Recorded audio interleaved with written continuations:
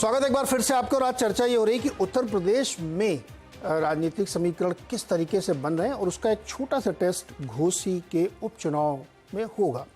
ये विश्लेषण बहुत बार किया जाता है कि विधानसभा चुनाव है, उपचुनाव है, इसका लोकसभा में क्या असर पड़ेगा।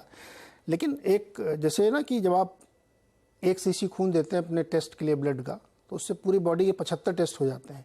वैसे एक छोटा सा अंदाज़ा ज़रूर मिलता है कि प्रदेश में क्या चल रहा है, क्योंकि कुछ लोग आए हैं, कुछ लोग बाहर गए हैं, तो उससे समीकरण कैसे बने बिगड़े, इसी पे हम लोग चर्चा करें। अब जमेश के पास चलिए। जमेश साहब, ये कांग्रेस की मांग आपको जायज़ लगती है कि उनको ज़्यादा से ज़्यादा सीटों पे लड़ना चाहिए? तो राष्ट्रीय पार्टी हैं, संगठन जो इंडिया बना उसमें सबसे ज़्यादा वो लीड करने की हैसियत रखते हैं। इस बात से आप सहमत? देखिए वाजपेयी जी, स्ट्रेटजी तो हम आपको नहीं बताएंगे, लेकिन हम आपको ये जरूर कहना चाहते हैं कि माननीय अखिलेश यादव जी इस देश में सेक्युलरिज्म के लिए, डेमोक्रेसी के लिए और सेक्युलर डेमोक्रेसी के लिए, अगर आपको याद हो कि 2017 में 107 सीटें कांग्रेस को अलायंस में थी, 2019 में आ जाइए तो बसपा को तकरीबन आधी सीटें थी। सवाल सीटों का नहीं है, सवाल ये है कि राज्यवार जिन पार्टियों की ज्यादा शक्ति है, जैसे टीएमसी वेस्ट बंगाल में है, केसीआर साहब तेलंगाना में है, मध्य प्रदेश में कांग्रेस है, तो सब लोगों को अपने राज्यों में बड़ी जिम्मेदारी लेनी पड़ेगी और एक दूसरे के साथ कैसे हम लोग चलेंगे, इसमें कोई बहुत बड़ा मतभेद मैं आपको बता रहा हूं नहीं आने वाला है। दूसरी बात यह है कि आप कह रहे हैं कि क्या बदल जाएगा, मैं आपको बता रहा हूं नहीं, वो वाला सवाल हो चुका सर ब्रेक के पहले, उस पर हम लोगों ने काफी डिस्कस कर लिया। आप कह रहे हो कि जिसकी जितनी ताकत वो लड़े, तो भैया कांग्रेस की तो 2% वोट है लोकसभा वाले में, तो मतलब आप क्या कितनी 1-2 सीटें बनेंगी क्या खाली इनकी? क्या बोल रहा हूं मैं ये कह रहा हूं कि जैसे मध्य प्रदेश से वाजपेयी साहब, तो मध्य प्रदेश में कांग्रेस की शक्ति है। वो बाकी लोगों को जिसकी जहां जहां पे ताकत है, वो आपस में सीटों में कोई बहुत मतभेद नहीं है, वो हो जाएगा, सब लोग बड़े बैठ के इसका तय कर लेंगे। सबसे बड़ी बात क्या है कि आप कह रहे हैं क्या बदलेगा इंडिया से आने से क्या बदला, मैं आपको बता रहा हूं। घोसी जो है निषाद राजभर का अच्छा खासा बेल्ट है, वहां पर निषादों में और राजभर समाज में सबसे बड़ा गुस्सा जो निषाद समाज में पैदा हुआ है कि श्री अमित शाह जी ने आरक्षण के नाम पे उनको धोखा दिया और घोसी सीट भारतीय जनता पार्टी हार रही है। इस बात को आज आप नोट कर लीजिए, जिस दिन वो हम लोग 8 सितंबर को डिसाइड करेंगे, उस पर हम लोग एक चर्चा भी करेंगे। नो डाउट, हमने पहले ही कहा कि बहुत महत्वपूर्ण चुनाव 8 सितंबर को, उस पर बाकायदा आवाज अड्डा हम करेंगे ही। ये सब डिबेट हम लोग ब्रेक से पहले बहुत विस्तार में कर चुके हैं कि किस किस मुद्दों की लड़ाई है। पंकज जी, सुन रहे हैं आप? बिल्कुल। जो ताकतवर है वो लड़ेगा।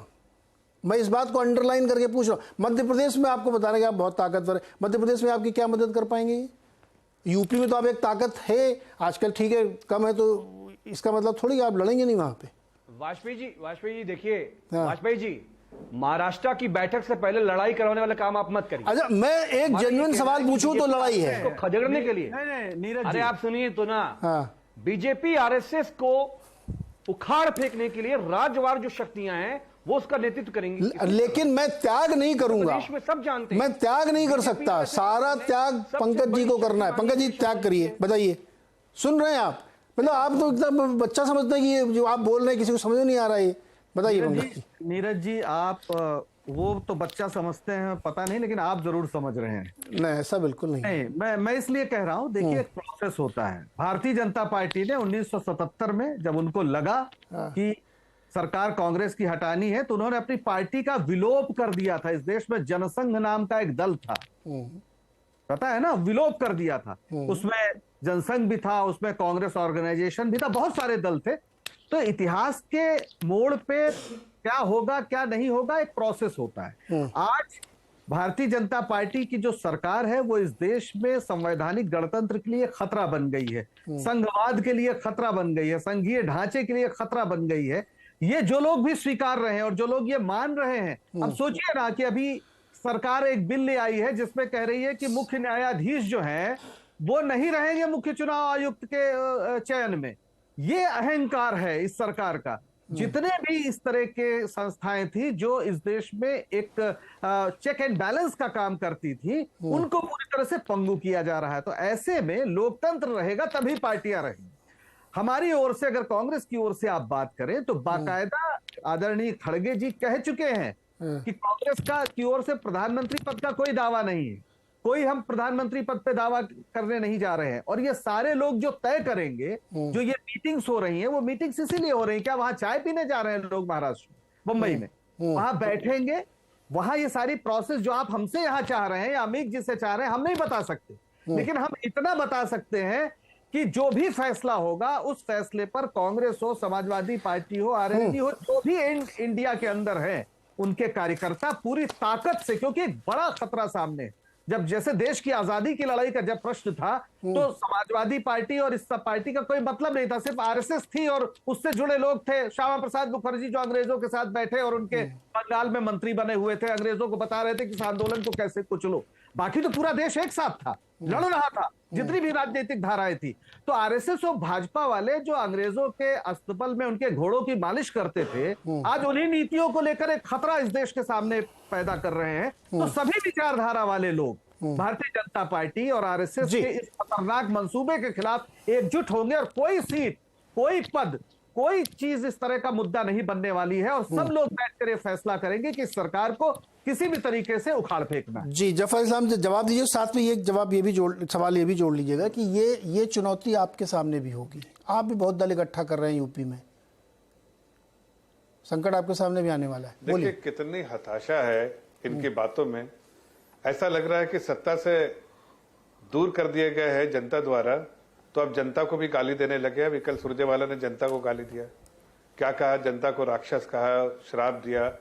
तो ये इस हताशा में पहुंच गए। इनको पता है कि न तो उत्तर प्रदेश में न तो कहीं भी इनकी जड़ें कमजोर हो गई है। कोई कह रहा था कि जड़ें मजबूत करने हमारे, लेकिन जड़ें कर्नाटक में जवाब मिला है आपको। अरे बीच में मत बोलिए, जवाब मिला है।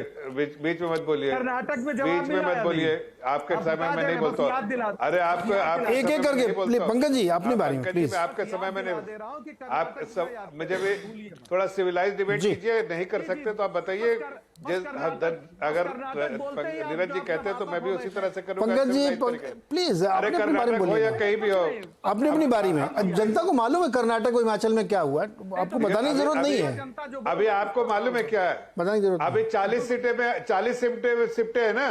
ये आप जो घमंडिया गठबंधन किया है उसमें 25 में निपट जाएंगे, आप समझ लीजिए। नहीं 25 सीट में निपट जाएंगे। आप जिनके सहारे चल रहे हैं, हर लोग सोचता है कांग्रेस पार्टी के साथ रहे, कांग्रेस पार्टी के साथ रहे तो हमको भी डूबेंगे कांग्रेस पार्टी। आप समाजवादी पार्टी से पूछिए अभी, क्या हम तो डूबे तो सनम तुम्हें भी ले डूबेंगे। वो फॉर्मूला आप नहीं फैलाते क्या? आप खत्म हो चुके हैं। ना आपके पास कार्यकर्ता है, ना आपका। अरे तो परेशान क्यों भाई? नीरज भाई आज आपको क्या, आपके मुंह में घी है यार। मैं तो चुप रहता हूँ, आप बीच में आप टोकते हैं, इनको टोक नहीं रहे। यही तो इसी तरह से डिबेट करना है। नहीं मेरे से कहीं ये बेवकूफी पंकज जी प्लीज, डिबेट नहीं यहाँ वो आपके बीच में नहीं बोलते हैं। आप अपनी बात कर रहे हैं, मैंने कभी इंटरप्ट नहीं किया। आप तो गाली दे रहे हैं। अरे जो लोग बेल पे है, जो लोग सत्ता से बाहर निकल गए हैं, पंकज जी प्लीज आप बार बार डिस्टर्ब कर रहे हैं। आप बार बार डिस्टर्ब कर रहे हैं। जनता देख रही है, अपने वर्ड नहीं बोल रहे आपकी, तो आप क्यों बोल रहे हैं? आपका अहंकार कितना ज्यादा है, जो मुंह में आता है वो बोल देते हैं। अरे भाई सिविलिटी नहीं है आपके पास, सिविलिटी नहीं है आपके पार्टी को, सिविलिटी नहीं सिखाया गया तो सिविलिटी नहीं, सिविलिटी हमने घमंडिया बोला। घमंडी है आप लोग घमंडी है। इस देश को क्या सोचते हैं? आपकी क्या जागीरदार है क्या इस देश में? आपकी जागीरदारी है क्या इस देश में? जिस तरह से चाहेंगे आप रहेंगे। ये देश आपको जमीन के किनारे खड़ा करता है और आगे भी खड़ा रखेगा, याद रखिएगा। आपको सत्ता से दूर रहना पड़ेगा इसलिए। और आपके गठबंधन के लोग जो है ना, अब छोड़ के एनडीए में आना चाहते हैं। हम लोगों ने अपने दरवाजे बंद कर दिए हैं, वरना बहुत लोग आप लोग आ जाएंगे। आपको पता है कि जमीन में जी अब मुझे समय समाप्त हो रहा है, डिबेट खत्म करनी पड़ेगी। उत्तर प्रदेश में क्या होने वाला है उसका महत्व इस बात से भी आप समझिए कि लोकसभा के लिए सबसे बड़ा राज्य है, 80 सीटें हैं वहाँ पे, जिसकी दावेदारी वहाँ सबसे ज़्यादा बनेगी, जो सबसे ज़्यादा सीटें जीतेगा उसके लिए दिल्ली के रास्ते बहुत आसान हो जाएंगे, इसमें कोई शक नहीं होना चाहिए। और ये सब बातें जो है ना चर्चाओं में, किताबों में, लेखों में बहुत अच्छी लगती हैं कि हम देश बदलने निकले हैं, हम संविधान की लड़ाई लड़ रहे हैं, हम तानाशाही के खिलाफ लड़ रहे हैं। असली लड़ाई अगर आप राजनीति कर रहे हैं तो सत्ता के लिए होती है, ये जनता भी समझती है। तो प्रैक्टिकलिटी यही कहती है कि आप जिसके लिए लड़ रहे हैं उसको स्वीकार करें, और उसके लड़ने की स्ट्रेटजी जनता के सामने होनी चाहिए, जिससे वो आप पर भरोसा करें। दोनों साइड में ये है। तो खैर, घोसी का एक जो चुनाव, उस पर हम लोग देखेंगे, बहुत कुछ तय होगा। उससे मूड ऑफ द स्टेट कम से कम थोड़ा थोड़ा समझ में आएगा, क्योंकि बहुत दलों की आवाजाही हुई है, इसलिए वो बहुत महत्वपूर्ण होगा। उससे भी तय होगा। अब ये कह के कि उपचुनाव है इसलिए सत्ताधारी दल जीतता है, तो उसमें से 2 आपकी पार्टी के निकल भी गए हैं, तो उनका भी तो असर जोड़ा जाएगा। बहरहाल, इस पर हम लोग विस्तार से चर्चा करेंगे। आज के लिए फिलहाल इतना ही। बहुत शुक्रिया आप सारे मेहमानों का, बहुत बहुत शुक्रिया।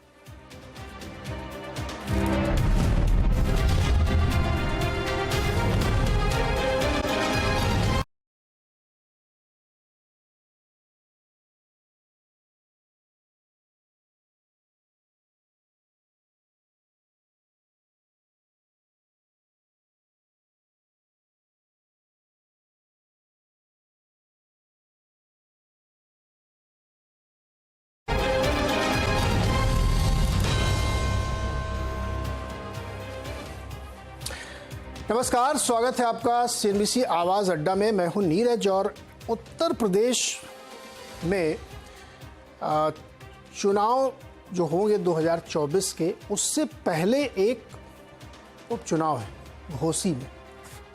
5 सितंबर को मतदान और 8 सितंबर को गणना।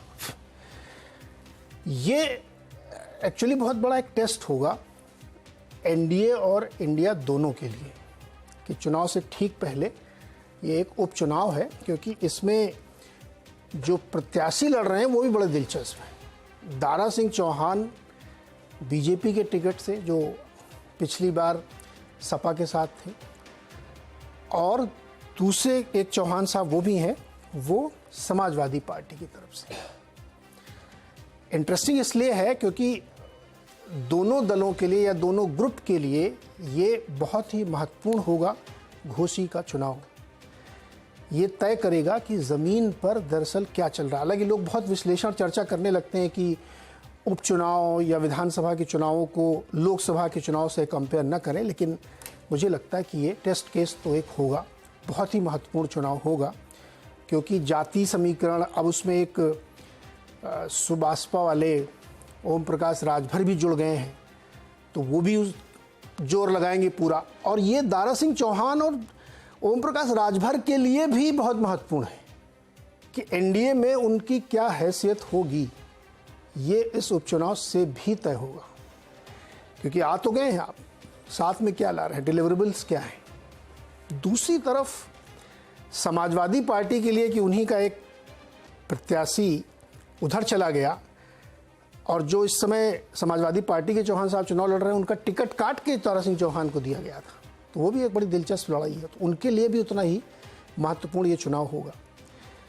तो दरअसल मैं घोसी की चर्चा नहीं करने वाला हूँ, लेकिन घोसी एक टेस्ट केस होगा। इसके ज़रिए हम ये समझना चाहते हैं कि उत्तर प्रदेश, जहाँ पे 80 लोकसभा सीटें हैं, वहाँ एनडीए और इंडिया गठबंधन जो बना है, उसके लिए क्या स्थिति बन रही है। क्योंकि मोटे तौर पे आप देखिए तो 80% वोट जो मतदान होता है उसका 2 दलों के बीच में है, भाजपा और सपा। बाकी सारे दल 20% में आ जाते हैं। तो लड़ाई दरअसल उन्हीं के बीच में होती है। तो इंडिया जो गठबंधन बना है, जो एनडीए में कुछ नए लोग जुड़ रहे हैं, ये क्या असर डालेंगे, क्या समीकरण बदलेंगे, ये बहुत महत्वपूर्ण है 2024 के चुनाव के लिए। राज्यवार हम इसका विश्लेषण अब हर हफ्ते एक एक राज्यों को पकड़ेंगे जो बहुत क्रिटिकल और वल्नरेबल राज्य हो सकते हैं। क्योंकि पश्चिमी उत्तर प्रदेश में आरएलडी अभी है इंडिया गठबंधन में समाजवादी पार्टी के साथ, उनका पिछले चुनाव में टाई अप था, लेकिन उड़ती उड़ती खबरें चलती रहती हैं, विश्लेषक उस पर विचार करते रहते हैं कि उनका कुछ समझ में नहीं आ रहा, बहुत क्लैरिटी के साथ वो निकल कर नहीं आ रहा है कि वो किस दल की तरफ जाएंगे, किधर नहीं जाएंगे। आरएलडी की पोजीशन थोड़ी सी डाइसी है। इसके अलावा भी बहुत सारे छोटे छोटे जो दल की क्या बजाय उनको प्रेशर ग्रुप ज़्यादा कहिए, उनकी भी स्थिति होगी। तो उत्तर प्रदेश की सरजमी पर क्या असर होगा इंडिया का, ये समझने की आज कोशिश करते हैं। हमारे साथ जो मेहमान, मैं आपको उनसे परिचय करा देता हूँ। भारतीय जनता पार्टी के प्रवक्ता सैयद जफर इस्लाम हमारे साथ हैं, और उसके साथ ही कांग्रेस के प्रवक्ता पंकज श्रीवास्तव जी हैं, समाजवादी पार्टी के प्रवक्ता अमीक जमई, और 2 वरिष्ठ पत्रकार ब्रजेश शुक्ला और यूसुफ अंसारी हमारे साथ हैं। मैं चर्चा एनालिस्ट के थ्रू शुरू करना चाहता हूँ, राजनीतिक दलों के दोस्तों से इजाज़त के साथ। एक एक कमेंट उनके ले लो, फिर आपके पास आएंगे हम लोग। ब्रजेश जी, उत्तर प्रदेश की सरजमी पर इंडिया और एनडीए की क्या स्थिति दिख रही है आपकी? क्योंकि लड़ाई ऐसा लग रहा है कि 1-on-1 है, उनके पीछे लोग भले एकजुट हो जाएं, लेकिन सपा और भाजपा के बीच की 1-on-1 लड़ाई है। देखिए, मैं इस बात को नहीं मानता कि उत्तर प्रदेश को 1-by-1 लड़ाई है। कारण क्या है कि बीएसपी कितना ही कमजोर क्यों ना हो जाए, वो 14-15% वोट पा जाती, उसको कितना ही आप एक सीट कर पाए, लेकिन वोट हो पाती है। और मैंने इस बार देखा है, मैं जब बाहर निकला था तो मैंने देखा है उनका वोट अभी भी, मैंने लोगों से बात की तो उनका वोट अभी भी पूरी तरह से मायावती का वोट मायावती के साथ है। कैसे साहब भाई जी को हारे हैं, जीते, मैं उनको वोट दूंगा। यदि यहाँ पर बसपा मिलती है उस गठबंधन में, इंडिया में, उसका गठजोड़ होता है तो कहीं ज्यादा प्रभाव पड़ेगा, कहीं ज्यादा असर पड़ेगा। लेकिन जब तक बसपा नहीं मिलती है तब तक इसका कोई वो नहीं है। यही गठबंधन तो आप समझ लीजिए कि अभी विधानसभा चुनाव में भी उतरा था और स्थिति अब बिल्कुल विपरीत थी उत्तर प्रदेश की। किसान आंदोलन, जाटों की नाराजगी, सारा जो मुस्लिम मतदाता था वो भी मजबूती के साथ योगी को हराने के लिए, विदा करने के लिए लगा हुआ था। लेकिन परिणाम क्या आए, तो इसके लिए बहुत जरूरी है कि यदि आप ये बसपा को जोड़ लेते हैं तो कहीं ज्यादा फर्क पड़ेगा, वरना मुझे नहीं लगता है कि इतना ज्यादा असर पड़ेगा। उत्तर प्रदेश की जमीनी स्थिति यही है, यदि आप दौरा करेंगे, चुनाव के बाद मुझसे पूछेंगे, परिणाम तो आपको समझ में आएगा कि स्थितियां जमीन की अलग है उत्तर प्रदेश की। जी, दोबारा आता हूं उसके बाद। यूसुफ भाई, आपका कमेंट। जो बात ब्रजेश जी कह रहे हैं, मैं इस पर सिर्फ एक बात कहना चाह रहा था कि बसपा अभी क्या निर्दलीय टाइप का गुट बना हुआ है, उसका पता नहीं वो किधर हैं, लड़ेंगे नहीं। इसका टेस्ट केस घोसी में भी है, हमें पता नहीं कि वो लड़ेंगे कि नहीं लड़ेंगे, लड़ेंगे तो कौन प्रत्याशी उतारेंगे। इवन कांग्रेस का भी स्पष्ट नहीं है कि घोसी वाले में उनकी स्थिति क्या है, वो सपा को ही समर्थन कर रहे हैं या उनकी कोई और रणनीति है, पता नहीं है। तो जब मैं ये कह रहा हूँ कि 80% वोट तो दो लोगों के बीच में है, बाकी 20% में बसपा भी शामिल कर लीजिए आप, बसपा, कांग्रेस, महान दल, सारे दल मिला लीजिए तो वो 20 के अंदर ही सिमट जाते हैं। तो 80 वाला बड़ा एक चंक बनता है जहाँ पे लड़ाई है। यूसुफ भाई, आपका एनालिसिस। देखिए, जो घोसी के विधानसभा की आप बात कर रहे हैं, विधानसभा चुनाव की, तो विधानसभा चुनाव या उपचुनाव है, और इस उपचुनाव का आने वाले लोकसभा चुनाव पर क्या असर पड़ेगा ये पक्के तौर पे नहीं कहा जा सकता। आप याद कीजिए 2019 के लोकसभा चुनाव से पहले 2018 में जो उपचुनाव हुए थे उनमें 3 तो लोकसभा सीट बीजेपी हारी थी, जिसमें महत्वपूर्ण सीटें थी फूलपुर जो कि मुख्यमंत्री की थी, यहाँ तक कि गोरखपुर सीट जो कि खुद योगी आदित्यनाथ के इस्तीफे से खाली हुई थी वो सीट हारी थी, और कैराना सीट वो भी बीजेपी हारी थी। वो बीजेपी हारी थी कि समाजवादी पार्टी और बीएसपी का गठबंधन हो गया था, कांग्रेस ने अपना उम्मीदवार नहीं दिया था। लेकिन उसके बाद लोकसभा चुनाव में क्या हुआ, लोकसभा चुनाव में बीजेपी फिर 62 सीटें जीती, यानी बीजेपी ने अपनी सुपरमेसी साबित की। तो विधानसभा चुनाव एक अलग पैटर्न पे होते हैं, उपचुनाव एक अलग पैटर्न पे होते हैं, और लोकसभा का चुनाव एकदम अलग पैटर्न पे होगा। लोकसभा का चुनाव पूरी तरह से प्रधानमंत्री नरेंद्र मोदी के चेहरे पर होगा, और प्रधानमंत्री के मुकाबले दूसरा चेहरा कौन है, बीजेपी ये सवाल उठा रही है। अपोजिशन की तरफ से अभी तक कोई चेहरा सामने नहीं रखा गया है, और रखा जाएगा इसकी भी संभावनाएं बहुत कम है। जहां तक 1-on-1 की एक सीट पे एक उम्मीदवार के मुकाबले दूसरे मतलब एक विपक्ष का और एक सत्ता पक्ष का उम्मीदवार, तो ऐसे हालात उत्तर प्रदेश में बनते हुए नहीं दिख रहे हैं। अभी तक जो गठबंधन की सूरत दिख रही है, जिसे हम इंडिया गठबंधन हम कह रहे हैं, उसमें भी कांग्रेस है, समाजवादी पार्टी है और आरएलडी है। अभी इनकी होने की संभावनाएं हैं, अभी कोई औपचारिक ऐलान नहीं हुआ है, सीटों का बंटवारा नहीं हुआ है। आरएलडी 10 से 12 लोकसभा सीटों पर तैयारी कर रही है। कांग्रेस को अखिलेश यादव कितनी सीटें छोड़ेंगे, इसको लेकर के 2009 में जो कोशिशें हुई थी समाजवादी पार्टी और कांग्रेस के बीच गठबंधन की, वो भी सिरे नहीं चढ़ पाया था। तो इस बार चढ़ पाएगा कि नहीं चढ़ पाएगा, अभी कहना बहुत जल्दबाजी होगी, मुश्किल होगा। 3-4 राज्यों के जो चुनाव आने वाले हैं विधानसभा के चुनाव, उससे पहले लोकसभा के चुनाव का गठबंधन की तस्वीर मुझे साफ होती नजर नहीं आती है। बीएसपी निश्चित तौर पे अलग चुनाव लड़ेगी, उसने ऐलान कर दिया कि साहब हम अलग लड़ेंगे। कोई ऐसी अनहोनी ना हो जाए कि हमें बीएसपी को भी साथ आना पड़े। अब देखिए, पिछला जो गठबंधन 2019 में हुआ था उसका सबसे ज्यादा फायदा तो बीएसपी को हुआ। 2014 में बीएसपी को एक भी सीट नहीं मिली थी, लेकिन जैसे ही बीएसपी का गठबंधन समाजवादी पार्टी और आरएलडी के साथ हुआ तो बीएसपी 10 सीटें जीतकर प्रदेश की दूसरी बड़ी पार्टी लोकसभा में बनी, जबकि समाजवादी पार्टी जिसने 2014 में 5 सीटें जीती थी उसकी सीटें 5 ही रहीं, और कांग्रेस जो 2014 में जीती थी 2 सीटें, वो 2019 में सिर्फ 1 सीट जीत पाई। तो अभी कंक्रीट रूप लेने दीजिए गठबंधन को लेकर के। अभी तो सीटों के बंटवारे पर दोनों के बीच कड़ी तकरार होनी है। समाजवादी पार्टी से जो गठबंधन मुलायम सिंह यादव ने 2017 में अखिलेश यादव ने किया था, उसकी तो मुलायम सिंह ने उसी वक्त मुखालफत की थी, और बाद में अखिलेश यादव ने भी माना कि साहब कांग्रेस के साथ गठबंधन करना हमारी एक भूल थी, इसलिए विधानसभा में उन्होंने कांग्रेस के साथ गठबंधन नहीं किया। लेकिन अब चूंकि मामला 2022 का विधानसभा चुनाव प्रदेश में सत्ता के लिए था, अब 2024 का लोकसभा चुनाव केंद्र की सत्ता के लिए है, तो वहां अखिलेश यादव की भूमिका सीमित है। हालात बदल गए हैं। 2019 के चुनाव में मुलायम सिंह यादव थे, अब मुलायम सिंह यादव नहीं है, और मुलायम सिंह के देहांत के बाद ये पहला लोकसभा चुनाव होगा, तो उनकी गैर मौजूदगी में अखिलेश यादव क्या फैसला। जब तक मुलायम सिंह यादव थे तो तीसरे मोर्चे में वो एक ऐसा नाम था कि अगर कभी ऐसी जरूरत पड़े भी तीसरे मोर्चे को कोई प्रधानमंत्री चाहिए तो उसमें मुलायम सिंह भी एक महत्वपूर्ण। और जी यूसुफ भाई, आता हूँ दोबारा आप यहीं पे। नाम नहीं। हाँ रुकिए, दोबारा आता हूँ। ये तो मैंने कहा था कि पहले अपने मित्रों से ओपनिंग कर लूँ, उसके बाद पॉलिटिकल मित्रों के पास चलता हूँ। 2-3 टिप्पणियां बड़ी महत्वपूर्ण है जो दोनों पत्रकार दोस्तों से निकल के आ रही हैं। एक ये कि यूसुफ जी ने 2-3 उपचुनावों को गिनाया, लेकिन यूसुफ सर उसके बाद जो है रामपुर और आजमगढ़ के चुनाव हुए लोकसभा के, उनके परिणाम बहुत गढ़ है, उनको इतना आसानी से हम लोग नहीं कह सकते। वो समाजवादी पार्टी के लिए बहुत इंपॉर्टेंट सीटें थी और वो हार गए। तो एक ये तथ्य सामने। दूसरा एक महत्वपूर्ण बात यह है कि वोट ट्रांसफर, मैंने कहा ना कि ओम प्रकाश राजभर, दारा सिंह चौहान, इनके लिए भी इज्जत का सवाल है कि ये क्या कर पाते हैं वहां पे। बिल्कुल वैसी ही स्थिति इंडिया के लिए बनेगी कि मायावती की हैसियत उस समय तक महत्वपूर्ण है जब वो किसी के लिए वोट ट्रांसफर कराएं। अकेले लड़ेंगे तो 0 सीट भी हो सकती, 14 में हो चुकी है। इसलिए मैं कह रहा था कि 80 महत्वपूर्ण है इस बार, वो 20 में जब सब समेट गए हैं उनका फर्क बहुत नहीं पड़ रहा है। पंकज जी आपसे शुरुआत करता हूँ, उसके बाद जफर भाई। पंकज जी, ये जो चेहरे वाली बात कह रहे हैं यूसुफ कि कोई चेहरा नहीं है और यूपी में बिल्कुल 1 on 1 जैसी स्थिति है, कैसे, क्या स्ट्रेटजी है आप लोगों की?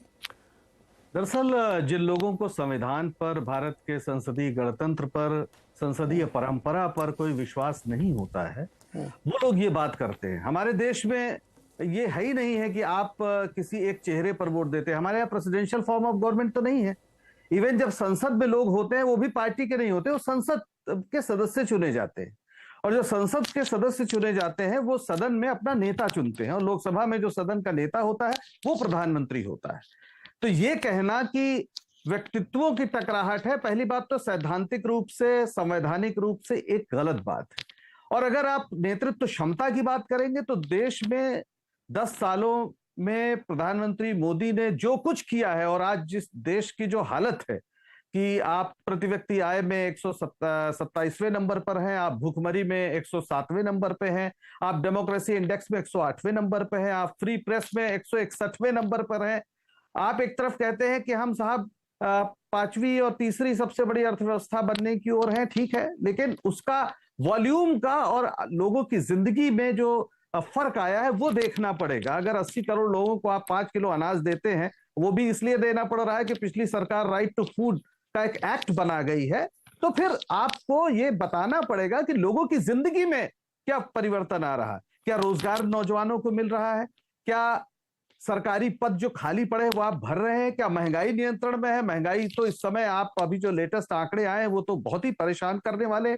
और इससे भी बड़ी बात है जो शायद असली नैरेटिव है जिस पर चुनाव लड़ा जाएगा, कल जब प्रधानमंत्री ने 1000 साल का अपना विजन पेश किया, 1000 साल की बात की, मेरे पास 5000 साल का विजन है, आप मुझसे बात करिए मैं बता दूंगा, वो एक अलग चीज है।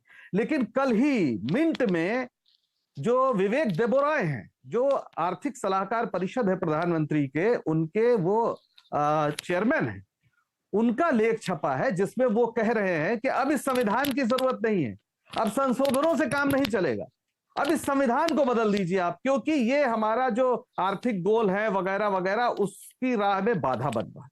यानी जिस संविधान की वजह से इस देश के करोड़ों लोगों को पहली बार मुक्ति का एहसास हुआ, जिसने इस देश की सरकार को कल्याणकारी राज्य में तब्दील किया और पूरे तरीके से जनता को जनार्दन माना गया। पंकज जी, 5000 साल के इतिहास में इस महादेश में पहली पुस्तक है संविधान जिसने मनुष्य को मनुष्य से बराबर मानने का वैधानिक अधिकार दिया। पंकज जी, तो आप तोड़ने की एक सवाल तो सुन लीजिए सर। चुनाव इस मुद्दे पर होगा। पंकज जी, संविधान तोड़ने वाले और एक तरफ पंकज जी, आजादी के बाद से संविधान नाजिल है और हक की लड़ाई संविधान हमें देता भी है, लेकिन 14, 17, 19, 22 उसी उत्तर प्रदेश में चुनाव हुए हैं ना, और उसके परिणाम हमारे सामने हैं। तो एक थ्योरेटिकल बात होती है जो आप कर रहे हैं, वो सही, उसमें कुछ गलत नहीं हो, बिल्कुल वाजिब बात है वो, लेकिन चुनावी जो राजनीति आप देख रहे हैं उसमें जो मैंने सवाल आपसे पूछा था कि इंडिया क्या परिवर्तन करेगा वहां पे, वो आपने नहीं बताया। नीरज जी, अफसोस है कि आप मेरी बात नहीं समझ पाए। नहीं, मैं आपकी बात समझ गया हूं। नहीं, मेरी कमी होगी, मैं आपको स्पष्ट दे रहा हूं। मैं कह रहा हूं ये सबसे बड़ा नैरेटिव है कि इस देश में कल्याणकारी राज्य बचेगा कि नहीं, संविधान बचेगा कि नहीं, क्योंकि अगर आर्थिक सलाहकार परिषद का चेयरमैन जो प्रधानमंत्री का सबसे करीबी व्यक्ति है वो इस संविधान को देश के विकास की राह में बाधा मान रहा है, तो आपको लगता है इस देश की जनता जो वोट देने जाएगी, जो चुनाव में जाएगी, उसके बीच ये बात नहीं होगी? संविधान पे डॉक्टर अंबेडकर के बनाए संविधान को बदलने की कोशिश ये पहली बार नहीं कर रहे हैं। जब अटल बिहारी वाजपेयी जी प्रधानमंत्री थे तब भी संविधान समीक्षा आयोग बना था, लेकिन चूंकि पूर्ण बहुमत नहीं था तो वो हिम्मत बहुत नहीं कर पाए। लेकिन इस देश में जब संविधान बना उस समय भी आरएसएस ने कहा था कि यह संविधान इस देश की मूल भावना के विपरीत है और मनुस्मृति ही हमारा संविधान है, ऐसा आरएसएस के तमाम आइडियोलॉग, और सावरकर ने खुद हिंदू लॉ कहा है मनुस्मृति को। तो बहरहाल मेरा यह कहना है कि ये जो समता का प्रश्न है, जो लिबर्टी का प्रश्न है, क्योंकि विवेक देवराय ने उसमें यह भी कहा है कि जितने हमारे डायरेक्टिव प्रिंसिपल्स हैं उनको उनकी जरूरत नहीं है। तो जो कॉर्पोरेट का पूरा दबाव है इस सरकार पर, जो चाह रहा है कि किसी भी तरीके का बंधन जो जिसमें मानवाधिकारों का प्रश्न हो, जिसमें कल्याणकारी राज्य का प्रश्न हो, जी पंकज जी, मुक्ति दिलाए, पॉइंट टेकन, बड़ा नैरेटिव है और नहीं पॉइंट टेकन सर, ये ले गई उसको, मैं ये कहना चाह रहा हूं। पंकज जी, बनेगा पंकज जी, आप जमीनी आदमी हैं, आप हमसे ज्यादा जमीन पे घूमते हैं, अब तो पार्टी में है तो इसलिए और ज्यादा आपको, गांव में आप जाएंगे और वहां ये बताएंगे कि देखिए साहब वो विवेक देवराय ने एक लेख लिखा है, और पहले पूछो विवेक देवराय कौन है? नीरज जी, जिस समय आप ये बताएंगे कि अब आरक्षण नहीं रहेगा, खत्म हो जाएगा, नहीं, आरक्षण कहां खत्म हो रहा है? नहीं तो संविधान बदलने के, अरे सर, ये आपका इंटरप्रिटेशन है, यही तो मैं कह रहा हूँ। मैं कह रहा हूँ जब आप मैं तो आपसे यहाँ पे भाषा एक चैनल के लिहाज से कर रहा हूँ ना। हाँ। जब जनता के बीच बात होगी नहीं तो जनता के बीच में, जनता के, चाहे वो पेंशन का सवाल हो, चाहे वो कल्याणकारी जितनी भी आपकी योजना, जनता के बीच में आप ये भ्रम थोड़ी पैदा कर देंगे कि आरक्षण खत्म हो रहा है, ऐसा उन्होंने बोल दिया है। भ्रम नहीं, जब जी, सरकार का आर्थिक सलाहकार परिषद का चेयरमैन कह रहा है कि संविधान को बदल दो, खत्म कर दो, नया संविधान लाओ। जफर इस्लाम कैसे काउंटर करेंगे? अब अभी का ले लेना जवाब, इनका जवाब ले लें। जफर इस्लाम कैसे काउंटर करेंगे? देखिए भाई, जहां तक जमीनी हकीकत की बात है, अब ये जो बात करना चाहे करते रहे, हकीकत इनको ही मालूम है, हकीकत जनता को ही मालूम है, और हकीकत इनकी पार्टी के मुखिया को भी मालूम है। भारतीय जनता पार्टी इस बार 80 में 80 का प्लान पूरा बना चुकी है। जमीन पे हमारे लोगों का जो कॉन्फिडेंस होता है वो हमारे साथ है। आशीर्वाद वहां की जनता, उत्तर प्रदेश में जनता ने दिया है। अब ये अपना ढोल नगारा पीटते रहे, कोई फर्क नहीं पड़ता। 2014 में देख लिया, 17 में देख लिया, 22 में देख लिया, 19 में देख लिया, 24 में भी देख लेंगे। हाँ, ये बात है कि हम लोगों ने 2014 में उम्मीद की थी, हकीकतन 50 सीटों की 73 सीटें आई, 50-55 सीटें हमें उम्मीद थी। उसके बाद हम लोगों ने 60 पे रखा तो 64-65 सीटें आई। हमने 250 बोला तो 350 आई सीटें। तो ये हर बार हमारी उम्मीद से बेहतर वहां की जनता ने मुझे आशीर्वाद दिया है, इसलिए मुझे पूरी उम्मीद है कि इस बार जब हमने 80/80 ऐसा टारगेट दिया है, हमने अपने लिए बनाया है, तो उस जो सेल्फ इम्पोज जो हमारे टारगेट है उसको हमको अचीव करने के लिए जमीन पे हम काम कर रहे हैं। जिस तरह से जनता में बहुत ज्यादा जो उत्साह है देखा गया है आदरणीय प्रधानमंत्री जी के लिए, आदरणीय मुख्यमंत्री जी के लिए, देश के गृह मंत्री जी के लिए, देश के हमारे राष्ट्रीय अध्यक्ष जी के लिए, जो प्यार और जो उनका जो विश्वास है उनकी लीडरशिप में, वो झलकता है जब भी आप उत्तर प्रदेश में आप जाइए, जहां भी जाइए। और जिस तरह से स्ट्रांग लीडरशिप जो मुख्यमंत्री जी ने दिया है वहां पर उत्तर प्रदेश में, वो पिछले 2017 से खासकर मैं कह रहा हूं बहुत हालात चेंज हो गए। जनता ने पहली बार महसूस किया कि एडमिनिस्ट्रेशन अच्छा हो तो वो खुले आसमान में सांस लेने की वो जो आजादी होती है उसको महसूस कर रहे हो, एक्सपीरियंस कर रहे हैं। आज ना तो कोई डर है, ना भय है, ना किसी तरह की तकलीफ है। जनता जनार्दन है, जनता जनार्दन के लिए सरकार है जो जनता के हितों में काम करती है। जो लोग एडमिनिस्ट्रेशन के सपोर्ट से आड़ में वहां पर गुंडागर्दी करते थे, अब वो साइडलाइन हो गए हैं, वो खत्म होते जा रहे हैं, भाग रहे हैं एडमिनिस्ट्रेशन से। पंकज कह रहे हैं उसका जवाब नहीं दिया आपने कि आप संविधान बदलने की बात कर रहे हैं, सब खत्म कर देंगे, उसका जवाब तो दीजिए। अरे कोई ये सब इसीलिए कहा ये ढोल नगारा अपने पीटते रहे, सबको जनता को मालूम है ये सब झूठ अफवाह फैला रहे, इनके पास कुछ है नहीं बोलने के लिए। क्या बोलेंगे नहीं, क्या बोलेंगे, क्या बोलेंगे? अब सुन, अब एक मिनट नहीं सुन, क्या बोलेंगे भाई उत्तर प्रदेश में? अरे सुनिए ना, आप बस इतना बता दीजिए कि मैं क्या गलत कह रहा हूँ? मैं किसी ओबराय ने आर्टिकल लिखा है, मिंट में कल छपा है, क्या मैं अरे सुनिए, और क्या वो आर्थिक सलाहकार परिषद? अरे भाई मैं बीच में नहीं बोला, मैं विवेक ओबराय, वो आप विवेक ओबराय जी से पूछिए ना, प्रधानमंत्री जी। देखिए आप अरे सुनिए एक मिनट, बीच में मत बोलिए, मैं आपका जवाब दे देता हूँ। बिल्कुल दे दीजिए। देखिए ओपिनियन लिखने का हर को अधिकार है कि उसके ओपिनियन में क्या होना चाहिए, वो सबको अधिकार। आप भी बोल रहे हैं ना, अभी 5000 साल का आपके पास एक पूरा खासा है आपके पास, आप भी चाहेंगे तो प्रस्तुत कर सकते हैं। भाई आपको किसने अधिकार दिया? इस देश ने अधिकार दिया, सरकार ने अधिकार दिया 5 साल का, या आपकी पार्टी ने अधिकार दिया? नहीं दिया है ना, पार्टी ने। मैं आर्थिक सलाहकार नहीं, आपकी पार्टी ने नहीं दिया है ना, किसी ने दिया, लेकिन आपने अपने खुद से बनाया है, तो उसको आपको एज ए सिटीजन आपको अधिकार। बीच मत बोलिए, बीच मत बोलिए, उसके बाद में आपको पूरा मौका देंगे, बीच में टोकिए। मैं अपने सवाल आपका विवेक जो पंकज जी एक मिनट, अच्छा रुकिए, अब दोनों लोग, मैं अमीक के पास चला जाता हूँ।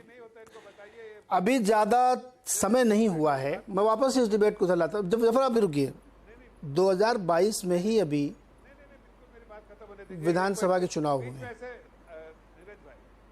नीरज भाई बीच में आप अगर मुझे इंटरप्ट करेंगे और पॉइंट हो गया सर, मुझे रोक देंगे तो मैं नहीं रोक सकता हूँ, मैं नहीं रोक सकता हूँ।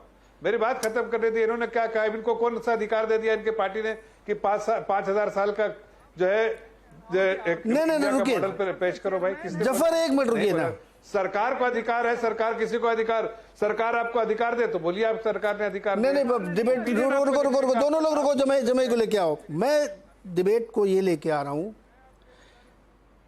अभी 2022 में उत्तर प्रदेश में चुनाव हुए, परिणाम सामने है, और उससे पहले सपा बसपा आरएलडी मिलके चुनाव लड़ चुके हैं। तो मेरा जो मूल सवाल उस पर आइए कि इंडिया बनने से क्या बदल रहा है उत्तर प्रदेश में? जमई साहब क्या बदल रहा है?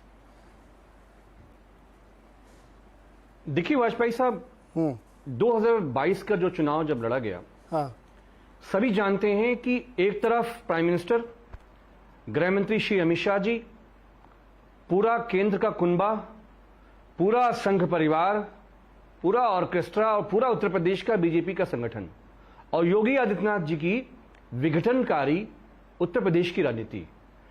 इसके सामने सबसे ताकतवर इंसान हिंदी पट्टी का माननीय अखिलेश यादव जी ने बीजेपी आरएसएस को करारा टक्कर दिया, और हम कुछ 5.25 लाख वोट हमें चाहिए थे जब यहां पे फुल फ्लेज समाजवादी पार्टी की सरकार होती। तो बीजेपी आरएसएस को मालूम पड़ गया कि उत्तर प्रदेश में अगर किसी की ताकत है तो वो अखिलेश यादव जी। और ये जो INDIA का जो पूरा फाउंडेशन हुआ है, वाजपेयी जी, ये कोई प्राइम मिनिस्टर बनने के लिए नहीं हुआ है, ये गृह मंत्री बनने के लिए नहीं हुआ है, हाँ। ये कॉर्पोरेट्स की दलाली करने के लिए नहीं बना हुआ। फिर किस लिए बना है? ये बना है कि नरेंद्र मोदी जी ने 2014 और 23 में हाँ। इस देश को जिस गर्त में ले गए हैं, कौन से गर्त में? इस देश में जितने नेशनलाइज इंस्टीट्यूशंस थे देश के जितने भी नेशनलाइज इंस्टीट्यूशंस थे, जो भारत की डेमोक्रेसी के पिलर हैं, उसको प्राइम मिनिस्टर ने उसको खत्म करने का काम किया। वाजपेयी जी, अपने पूरे इतिहास में बताओ, जब से आप जर्नलिज्म कर रहे हो। अरे मेरे को ये इतिहास बताओ ना, 14 से लेके 22 तक में कैसे चुनाव लड़ा जाएगा सर? बीच में इंटरप्ट मत करो। नहीं, प्रैक्टिकल बात करो। महाराज बता रहे हैं, सब हिंदी में बता रहे हैं आपको। मैं भी हिंदी में पूछ रहा हूँ। सुप्रीम कोर्ट अभी 3 फैसले दे चुका सरकार के खिलाफ। अरे हम ग्राउंड से है ना। कौन सा इंस्टीट्यूशन कॉम्प्रोमाइज है? हम ग्राउंड से बता रहे हैं ना आपको। हाँ बताइए। तो देश का सुप्रीम कोर्ट का जज नरेंद्र मोदी की रिजीम में बाहर आते हैं, प्रेस कॉन्फ्रेंस करते हैं कि सुप्रीम कोर्ट पे दबाव बन रहा है। हमारे देश की जितने भी इंस्टीट्यूशंस हैं, आरएसएस ने उसको तबाह करने का काम किया। इसलिए श्री राहुल गांधी जी, नीतीश जी, शरद पवार साहब, माननीय अखिलेश यादव जी, ये सब लोग ना सीटों के लिए, ना सत्ता के लिए, ना प्राइम मिनिस्टरशिप के लिए, कि ये जो देश है हमारा, नरेंद्र मोदी ने पूरा 14-23 का जो समय है वो अदानी के लिए काम करने में 20 घंटा समय बिता दिया। आप सोचो, इस देश का 80 करोड़ हिंदू 5 किलो राशन पे मोहताज बना दिया। ऐसा तो यूपीए 1 यूपीए 2 में भी नहीं हुआ था। पंकज भाई ने सही बताया कि अगर ये फूड सिक्योरिटी बिल नहीं होता तो प्राइम मिनिस्टर ये काम नहीं कर सकते थे। लेकिन हमारे देश की जो नब्ज है, सुनिए ना, देश की नब्ज आप पकड़ नहीं पा रहे हैं सर। क्या है ये? ऐसी जो बड़ी बड़ी स्पीचेस है, ये हम लोग बोर्ड रूम डिस्कशंस होते हैं। आपके हाथ मैं आपसे ये पूछ रहा हूं कि ग्राउंड पे क्या बदला? आपने क्या एडिशन किया पहले से इंडिया बनने की भी? इंडिया क्यों बनाया? अगर सब कुछ वैसा ही चल रहा था तो आप अकेले लड़ते ना फिर। मैं ये जानना चाहता हूं कि इंडिया बनने से यूपी में क्या बदला? नहीं, इंडिया क्या वैल्यू एडिशन पंकज जी आपके लिए करेंगे और आप पंकज जी के लिए करेंगे? आप कितनी सीटें पंकज जी को दे रहे हैं बताइए? आप कांग्रेस कितनी सीटें लड़वा रहे हैं? आप देखिए, मैं आरएलडी को कितनी सीटें लड़वा रहे हैं? प्रैक्टिकल बात करिए ना आप। बनने से मैं अगर विशेष में अगर उत्तर प्रदेश की बात करूं, हाँ, माननीय अखिलेश यादव जी ने, हम लोगों ने तय किया कि सीटों का कोई मामला नहीं है। हाँ, फिर जो हमारे सब बड़े लोग रास्ता निकालेंगे महाराष्ट्र के बाद, वो सब लोग। अरे महाराष्ट्र वाले तो सजेशन दे रहे हैं कि प्रियंका जी को बनारस से चुनाव लड़ना चाहिए। लेकिन मानेंगे उनकी ये सजेशन आप? मैं ये पूछ रहा हूं अभी आप, अच्छा मुझे आप ये बताइए ना, हाँ, कि योगी आदित्यनाथ जी लोकसभा का चुनाव कहां से लड़ रहा है? योगी जी नहीं, आपके इंडिया की जो बात हो रही है उसमें उद्धव ठाकरे जी के जो प्रवक्ता है उन्होंने कहा प्रियंका जी को बनारस से चुनाव लड़ना चाहिए मोदी जी के खिलाफ। उनका सजेशन है, आप मानिए, बड़े लोग कह रहे हैं आपकी पार्टी। हमारा ये कहना है, पंकज जी से पूछता हूं मैं अभी। सुनिए, हाँ, ये सुनिए, डेमोक्रेसी में, ये तानाशाही में होता है, presidential form of the government में होता है कि पहले तय हो जाए हम 20 साल हम ही रहेंगे। अरे योगी आदित्यनाथ जी लोकसभा कहां से लड़ेंगे? ये तो जफर भाई बता नहीं। योगी जी क्यों लड़ेंगे? जो तय होगा। योगी जी क्यों लड़ेंगे? ये अरे यार, आप जमी भाई, आप भी मतलब क्यों भाई, क्यों लड़ेंगे वो बताइए? क्यों लड़ेंगे? हवा में मतलब आप कुछ भी बोले जा रहे हैं। रुकिए, आप थोड़ा सा बहक गए हैं। नहीं, बहक गए हैं आप थोड़ा सा। रुकिए सर, आप कुछ भी मतलब बड़ी तैयारी चल रही उत्तर प्रदेश में। एक सेंसिबल डिबेट में जब सवाल पूछा तो उसको वैसे ही जवाब देना चाहिए। आप कह रहे हैं कि आपके यहाँ सीट कोई मायने नहीं रखती है। अरे शुरू से यही झंझट चल रहा है आपके यहाँ कि यूपी में किसको देनी पड़ेगी, कितनी। 80 सीट हैं, 12-13 आरएलडी मांग रही है, कम से कम 5 तो आपको कांग्रेस को देनी चाहिए। आप लड़ेंगे 60 पे, होगा क्या ऐसा? ये बताओ ना आप मेरे को। अब चुनाव कोई 3 साल बाद थोड़ी समय आ गया, ये सब चीजें तय होनी चाहिए। वैल्यू एडिशन क्या है वो आप बता नहीं रहे। जफर, क्या आप ऐड करना चाह रहे थे? प्लीज छोटे में। मैं तो कह रहा हूं पंकज भाई, देखिए बहुत छोटे में रखिएगा पंकज जी। आप लोग कह रहे हैं इनको, हमारे बड़े लोग तय कर लेंगे।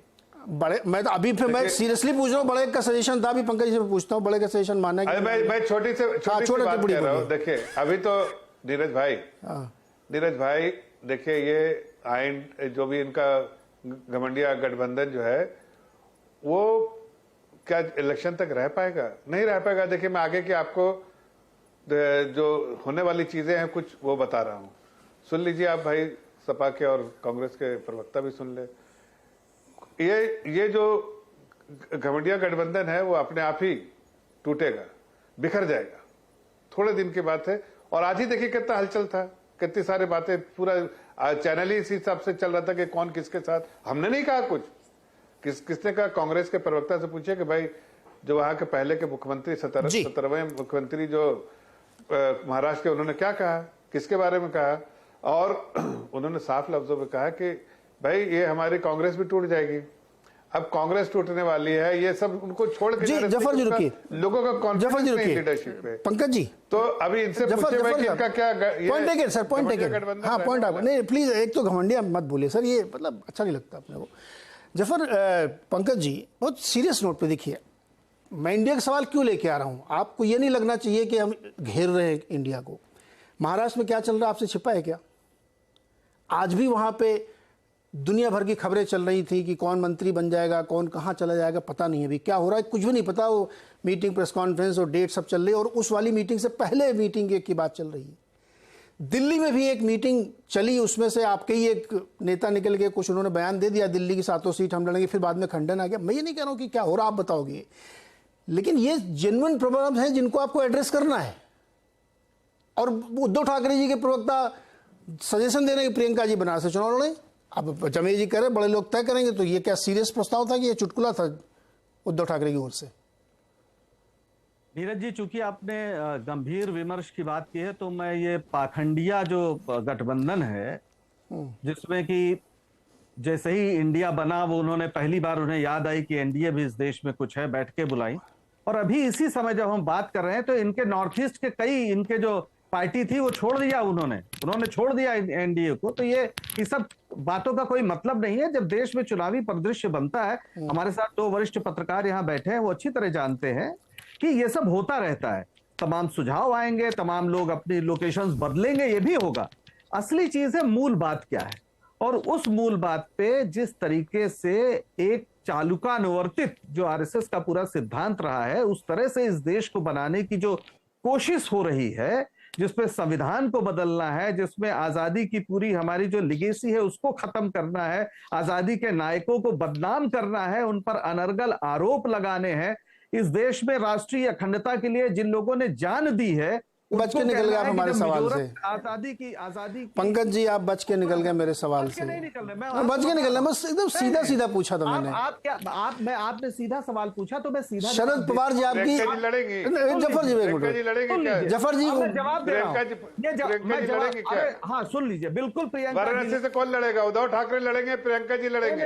अरे कौन लड़ेगा बताइए? आपको जवाब देने के लिए नहीं बैठा हूँ। कौन लड़ेगा? आप ही लोग बोल रहे हैं। जफर उनको जवाब दीजिए, जवाब दीजिए। आप ही लोग बोल रहे हैं, आपके मैदान में आके आप ही लोग बोल रहे हैं क्या? हो गए, आपके सारे तय हो गए, कौन कहां से लड़ेगा? अरे भाई प्रोसेस होता है, वो किसी टीवी चैनल के आप लोग कह रहे हैं ना, प्राइम टाइम के हिसाब से नहीं तय होता है। आपके अलग-अलग सुझाव आते हैं, आप लोग के अलग-अलग नहीं है, वो कांग्रेस पार्टी के प्रवक्ता नहीं, किसी ने सुझाव दिया है, ये पार्टी तय करेगी। पार्टी जो फैसला करेगी वो हम आपको बता देंगे। अभी मैं आपसे पूछूं कि लोकसभा के चुनाव कहां से लड़ेगा, आप नहीं तय कर सकते। अरे भाई आप बात ही नहीं समझ रहे। हल्का लांबा को आप कह रहे प्रवक्ता नहीं है। अरे बात किसकी हो रही है? बात हो रही है संजय राउत आप कह रही, संजय राउत की। आपने समझा नहीं, संजय राउत ने प्रस्ताव दिया था ना, संजय राउत के प्रस्ताव पर बात हो रही है। संजय राउत हाँ तो उनका प्रस्ताव है, मैंने कहा पार्टी तय करेगी। आप क्यों परेशान है?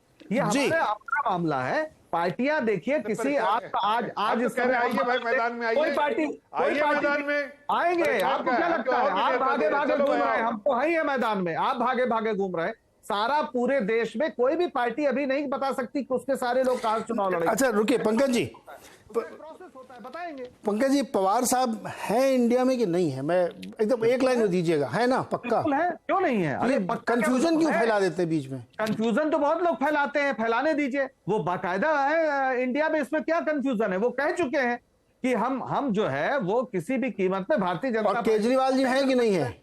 बिल्कुल है। अब आप ऐसी बातें पूछ रहे हैं। अरे सर ये मेरा जायज सवाल है कि नहीं है? जायज नहीं है, इसलिए कि इंडिया की 2 बैठकें हुई हैं, दोनों में केजरीवाल भी थे और शरद पवार भी थे। आप कैसे करें नहीं है? अरे भाई से फैसला आना चाहिए ना। एक मिनट, नहीं पंकज जी सुनिए ना, आप पत्रकार का काम होता है कि अगर कोई खबर निकल के आ रही है तो उस पे बारे में पूछा जाए। तो मैं आपसे नहीं पूछूंगा तो आप फिर बताइए, आप क्या कौन वरिष्ठ मेरी एक्सेस में जब मुझसे पूछूं? मैं एक्सेस नहीं, मैं तो कह रहा हूं कि नहीं होने का कोई ऐलान बताइए। लोग तो मैं नहीं होने का क्यों, मुझे क्या पता नहीं होना? मैं तो जो खबरें सुन रहा हूं वो पूछ रहा हूं। फिर हमने आपसे पूछा केजरीवाल जी भी इंटैक्ट है कि नहीं, आपने कहा है, तो बात खत्म हो रही है। खबरों नहीं, खबरों का सोर्स भी होता है ना, कुछ भी थोड़ी आप पूछ लेंगे। अरे भाई अगर वो दोनों लोग दोनों बैठकों में थे, अगर ना होते तो आपकी बात जायज थी। अरे सर सुनो, नहीं मैं अपनी बात को जायज बता रहा हूँ। पटना की बैठक के बाद यहाँ आधी पार्टी टूट गई सर। अब बताओ कि अब जायज था कि नहीं था वो? नहीं बिल्कुल नहीं टूटी। कौन पार्टी टूटी बताइए? एनसीपी में कौन बचा है अभी? अरे भाई ओहो शरद पवार की आप बात कर रहे हैं। अरे सर, तो पवार साहब की तो पहले पूरी टूटेंगी पार्टी। अच्छा मान लीजिए, सवाल मैंने आपसे कहा ना, ये अभी बहुत से हाँ, ये आप कह सकते हो कि ये अभी प्रोसेस है, जुड़ता घटता बनता रहेगा, ठीक है, उसमें कोई दिक्कत नहीं है। यूसुफ अंसारी और शुक्ला जी के पास चलता हूँ। सर रुकिएगा सर। यूसुफ अंसारी जी, पंकज जी कह रहे हैं कि चेहरे वेहरे की बात जो आप लोग करते हैं, ये इसका कोई मतलब ही नहीं है। मूल मुद्दा जो उन्होंने गिनाया है कि संविधान की रक्षा करने के लिए चुनाव लड़ा जाना है, उन्होंने आपकी ही बात पर ही जवाब दिया था। यूसुफ अंसारी जी। नहीं, पंकज जी के शायद समझने में गलती हुई या मैं ढंग से समझा नहीं पाया। मैंने तो ये कहा ही नहीं था कि साहब चेहरा आना चाहिए। मैं तो खुद ये बात जो पंकज जी कह रहे थे, मैं तो खुद ये बात मानता हूँ कि भारतीय संविधान में हम प्रधानमंत्री या मुख्यमंत्री को सीधे चुनते ही नहीं है। हमारी जो संविधान है, हमारी जो चुनाव प्रणाली है, वहाँ तो जनप्रतिनिधि चुने जाते हैं और वो जनप्रतिनिधि एक आपने नहीं कहा था भाई, मैंने नीरज जी की बात पे जवाब दिया। अरे गजब कर रहे हो चेहरे, पंकज जी ऐसे पलटे मत मारो भैया। नहीं, मैंने ये बात यूसुफ जी ने कही थी, आपने उस पर रिप्लाई किया था। यूसुफ जी ने नहीं, मैंने कहा था बीजेपी की तरफ से मुद्दा उछाला जाएगा कि भाई चेहरा कौन होगा, तो वो उस पर गठबंधन जाहिर सी बात है फंसेगा, क्योंकि वो तो बीजेपी का ट्रैप है। बीजेपी का जहां सूट करता है भाई, हम अब केंद्र में नरेंद्र मोदी प्रधानमंत्री 2 बार से है, तो डिफेक्टो चेहरा है अगले चुनाव के लिए। लेकिन अभी राजस्थान में विधानसभा के चुनाव आएंगे, बीजेपी नहीं बता रही मुख्यमंत्री का चेहरा कौन होगा उनका। मध्य प्रदेश में शिवराज सिंह चौहान है मुख्यमंत्री बीजेपी के, तो अगला चेहरा लड़ेंगे, लेकिन इसकी गारंटी नहीं कि साहब अगर बीजेपी चुनाव जीतेगी तो शिवराज सिंह चौहान ही मुख्यमंत्री होंगे। असम में तो बदल दिया था चुनाव जीतने के बाद, और ऐसे प्रयोग कांग्रेस भी करते। तो ये राजनीतिक प्रोसेस का हिस्सा है, और कोई भी पार्टी अपनी स्ट्रेटेजी बनाती है उसके लिए लेकर के। बात जहां तक 2024 के चुनाव की हो रही है, तो मैं बताऊं नीरज जी कि बहुत महत्वपूर्ण चुनाव है, और ये चुनाव केक वॉक किसी के लिए नहीं है। जहां तक इंडिया गठबंधन बना है, जो बीजेपी की तरफ से कहा जा रहा है कि साहब इससे बनने से क्या होगा, उसके अलग अलग नाम बिगाड़े जा रहे हैं। अरे भाई, अगर कोई फर्क नहीं पड़ता तो आपके अंदर इतनी बेचैनी क्यों है? कल प्रधानमंत्री का भाषण सुन रहे थे, 2 घंटे के आसपास वो बोले, 1.5 घंटा करीब बोले हैं, उसमें उन्होंने एक बार भी इंडिया शब्द करना इस्तेमाल नहीं किया। जबकि इसी लाल किले से प्रधानमंत्री ने खेलो इंडिया और कौन कौन से इंडिया जो स्कीम चलाई गई थी उनका जिक्र किया था, लेकिन कल उन्होंने उसका जिक्र नहीं किया है। तो क्या भारत का नाम सिर्फ भारत रहेगा, इंडिया नहीं रहेगा? जो संविधान में लिखा हुआ है इंडिया दैट इज भारत।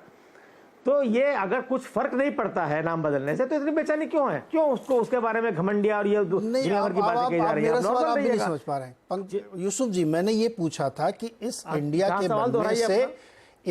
के बनने से ग्राउंड में यूपी में क्या बदल रहा है, ये बताओ ना आप मुझे। क्या एडअप हो रहा है, क्या निकल रहा है, वो बताइए। देखिए, इंडिया गठबंधन के बनने से सिर्फ यूपी की बात हम क्यों करें? नहीं, हम आज हमारा शो यूपी स्पेसिफिक है सर। यूसुफ भाई, मैं क्लियर कर देता हूं आज अगर कि मैं अलग अलग राज्यों में चुनाव करूं। आज मेरा यूपी स्पेसिफिक 80 सीटें हैं सर, अकेले उस पर शो होता है। मैं यूपी बात कर रहा हूं, यूपी में क्या एडअप हुआ, बिल्कुल, और एनडीए में क्या एडअप हो रहा है, ये भी बता दीजिए। अगर हम बात करते हैं तो बीजेपी ने टारगेट रखा है, बीजेपी ने अपना टारगेट रखा है 80 की 80 सीटें जीतने का।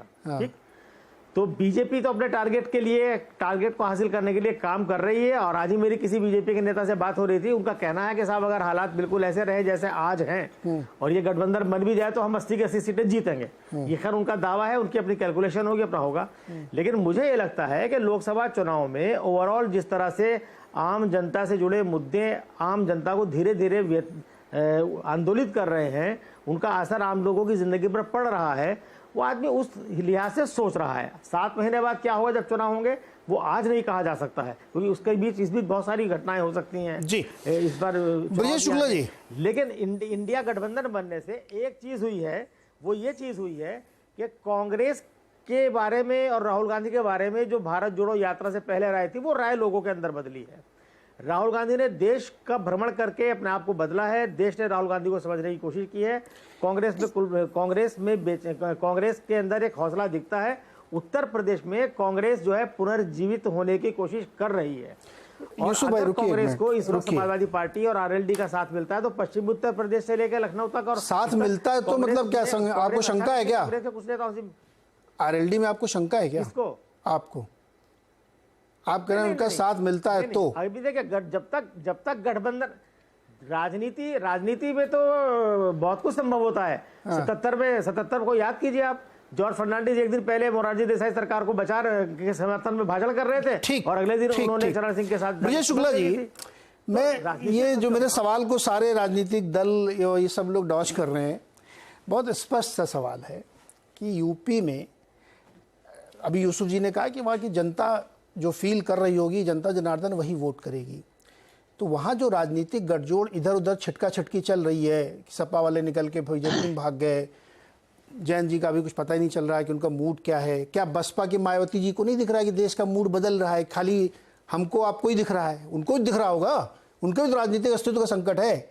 लेकिन मूल सवाल वही आ गया ब्रजेश शुक्ला जी कि ये जो 80% में दोनों पार्टियां हैं, सपा और भाजपा, उसमें इस इंडिया गठबंधन में ऐड क्या हुआ, क्या फायदा हुआ? अभी भी तो वही सपा भाजपा की सामने की टक्कर है, उसमें छोटे छोटे प्लेयर एडअप करेंगे, खाली दोनों तरफ हैं। तो क्या चेंज हुआ? देखिए, चेंज नहीं, उत्तर प्रदेश की जो मुख्य लड़ाई यदि आप कहेंगे तो ये भारतीय जनता पार्टी और समाजवादी पार्टी, और इस दौरान एक नई चीज हुई है कि जो जयंत हैं उन्होंने काफी मेहनत की है, पश्चिम उत्तर प्रदेश में लगातार वो दौरा कर रहे हैं, और जो उनका दावा है ज्यादा सीटों का वो इसीलिए है क्योंकि वो जमीन पे काफी दौरा कर रहे हैं। उतनी कोशिश भले ही समाजवादी पार्टी न करे, लेकिन जयंत के बारे में निश्चित कह सकता हूँ काफी प्रयास किया है। अब इसमें अतिरिक्त क्या है? अतिरिक्त मैं इसलिए नहीं कह सकता हूं कि ये जो कांग्रेस है, कांग्रेस को अभी जमीन पे हमें कांग्रेस में यदि आप जाएंगे, यदि कांग्रेस का प्रोग्राम देखें तो वो जो राहुल गांधी ने जो भारत जोड़ो यात्रा की वो तो एक अलग चीज है, लेकिन ये भारत जोड़ो यात्रा इसलिए बहुत ज्यादा असरकारी नहीं होगी क्योंकि आपको काम भी करना पड़ेगा जमीन पे, और आप हमको वो प्रोग्राम बता दीजिए जो कांग्रेस से यहाँ पर कर रही हो। अब सबसे बड़ी एक सवाल आगे आएगा, मेरा ये उत्तर बहुत लोगों को अच्छा नहीं लगेगा। सबसे बड़ा सवाल ये आएगा कि अखिलेश यादव को ये मालूम है कि वो बीजेपी से सीधे लड़ाई लड़ रहे हैं, और वो ज्यादा सीटों में यदि वो लड़ेंगे तो फिर उसका परिणाम वो ज्यादा उसे देख रहे हैं। आप देखिए कि रालोद का जो नाराजगी है, तो रालोद का जो उसके स्थानीय नेता नाराज हैं, वो इसलिए नाराज हैं क्योंकि उन्हें लगता है कि वो पूरा उसको हक नहीं देना चाहते हैं, और ये जो हक की लड़ाई है ये आपको आगे दिखेगी। अब ये अखिलेश जी की वो है कि वो कितना हक दे देते हैं, कितनी सीटें दे देते हैं। वैसे मैं ये कह रहा हूं, मेरा जो आकलन है वो बहुत ज्यादा सीटें देंगे नहीं, क्योंकि हर क्षेत्र में देखिए कांग्रेस के सामने दिक्कत ये है कि उनके पास मजबूत प्रत्याशी इतने नहीं हैं। समाजवादी पार्टी के साथ है कि उनका जनाधार भी है, उनके मजबूत प्रत्याशी भी हैं। तो ये दिक्कत अभी आगे चलेगी। अभी जब सीटों का बंटवारा होगा और ये होगा कि साहब कौन कहाँ लड़ेगा, तो ये जो है ये बातें नहीं चल पाएंगी। अब ये सब सगुफा चलते रहेंगे साहब। चुनाव में 80 तो कोई नहीं, 80 तो भाई अखिलेश ने भी कहा है 80 में 80 जीतो, एक नारा दिया है 80 जिताओ भाजपा हराओ, ये भी नारा अखिलेश ने दिया है, बीजेपी ने दिया तो उन्होंने भी दे दिया है। अब एक नया जो सगुफा आप देख रहे होंगे कि साहब प्रियंका गांधी वहां से लड़ जाए। अब उन्होंने तंज कसा है प्रमोद कृष्णन ने, ये तंज कसा है कि साहब उद्धव आ जाए, लड़ जाए आके, वो जानते हैं जमीनी हकीकत क्या है बनारस की। उन्होंने कहा उद्धव जीत जाएंगे, बहुत आसानी जीत जाएंगे, वो तो बिल्कुल आ जाए, लड़ जाए आके।